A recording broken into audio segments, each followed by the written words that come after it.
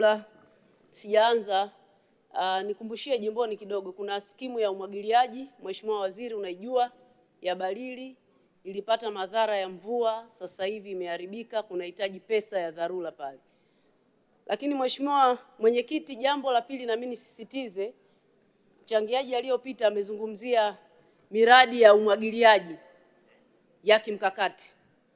Mheshimiwa Mwenyekiti, kama kweli tunataka tupige hatua kwenye kilimo, ile miradi 26 ambayo imezungumzwa kwenye taarifa ya kamati, lazima tuifanye ya kimkakati kama ambavyo tumefanya bwawa la Mwalimu Nyerere, kama ambavyo tumefanya SGR na maeneo mengine ya kimkakati, ndio tutatoka hapa. Tukifanya hivyo tutakuwa na uhakika wa kutenga pesa za kutosha katika miradi ya umwagiliaji. Lazima iwe miradi ya kimkakati ili tuondokane na kilimo cha kutegemea mvua. Hilo Mheshimiwa Waziri lazima ulichukue, ili ile ndoto ya Daktari Samia Suluhu Hassan ya kufanya kilimo kiwe kilimo cha biashara, na sio watu waone kilimo ni mateso, waone kilimo ni starehe, kilimo pesa, kilimo mali. Lazima tuwekeze katika kilimo cha umwagiliaji kwenye miradi ile 26 ya kimkakati. Lakini Mheshimiwa Mwenyekiti, naomba nizungumzie zao la parachichi. Tunazungumza kila siku kwamba parachichi ni green gold. Parachichi duniani huko inahitajika kweli kweli, na soko lake lipo wazi, halina msimu zao la parachichi. Mheshimiwa Mwenyekiti, parachichi ukienda India, parachichi moja ya Hass unanunua kwa 10,000, 15,000. Lakini Mheshimiwa Waziri, wewe unajua bandari yetu haina miundombinu rafiki ya kusafirisha mazao ya mboga mboga na parachichi. Sasa kama zao hili linailetea pesa za kigeni nchi yetu, kwa nini hatuwezi kutengeneza miundombinu katika bandari yetu? Leo hii wakulima wa parachichi wanatumia zaidi ya dola 6,500 kwenda kusafirisha, kwa kulipia gari la kwenda kupeleka bandarini, wanaenda Mombasa, kwa sababu bandari ya Mombasa kuna miundombinu mizuri kwa ajili ya kuwezesha wakulima kusafirisha matunda pamoja na mboga mboga. Lakini tungekuwa tuna miundombinu yetu kwenye bandari yetu ya Dar es Salaam, wakulima wangetumia dola 2,000 tu.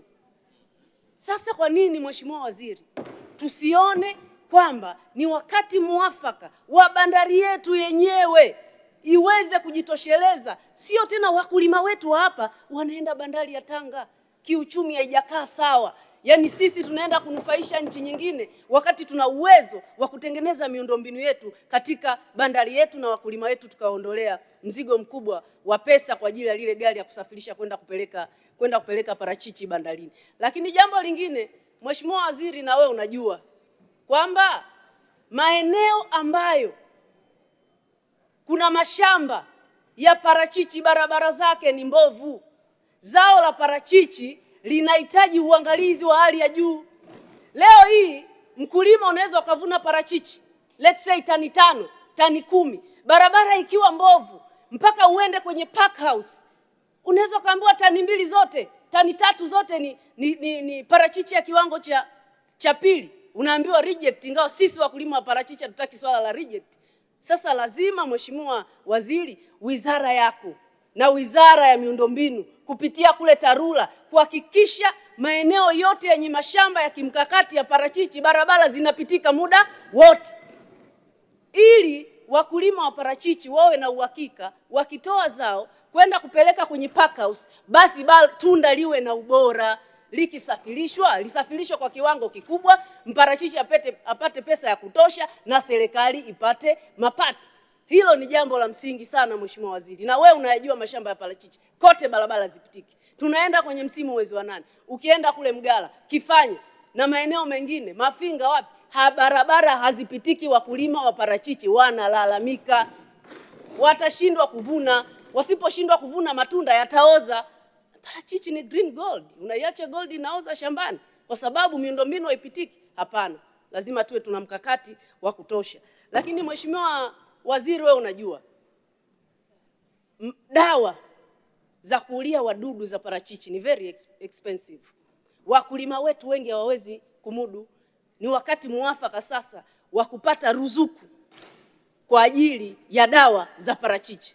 Na tutoe elimu tu kwa wakulima wetu wadogo, kwa sababu usipowapa ruzuku wanashindwa kupuliza dawa kwa wakati, hawezi kupata mazao ya kutosha yenye ubora. Utakuta atakuwa na parachichi hazina standard ambazo zinatakiwa kwenye soko huko duniani. Lakini tukiwapa ruzuku wakulima wa parachichi wakalima vizuri na tukatoa elimu ya kutosha kwa wakulima wadogo, mimi naamini kabisa parachichi yetu itaenda mbali. Na Tanzania, naomba niwaambie kwa Afrika, parachichi yetu ni bora sana sana, na ndio maana kuna hila za kiuchumi ya nchi jirani hapa kutaka kuonyesha parachichi letu ni baya, lakini tuna parachichi bora na linatoka Njombe. Lazima kama Watanzania tupige tujivunie. Taarifa Mheshimiwa Mwenyekiti. Taarifa Mheshimiwa Elibariki Kingu.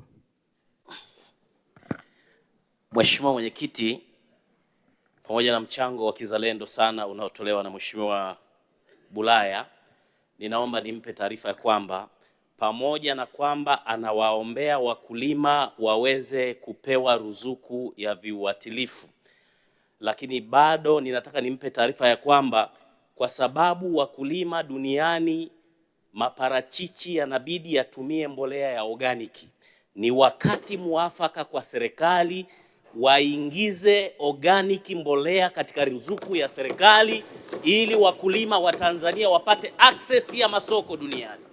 Ninaomba kutoa taarifa Mheshimiwa Mwenyekiti. Mheshimiwa Esther Bulaya, unaipokea taarifa hii? Napokea taarifa ya mbunge bingwa kabisa.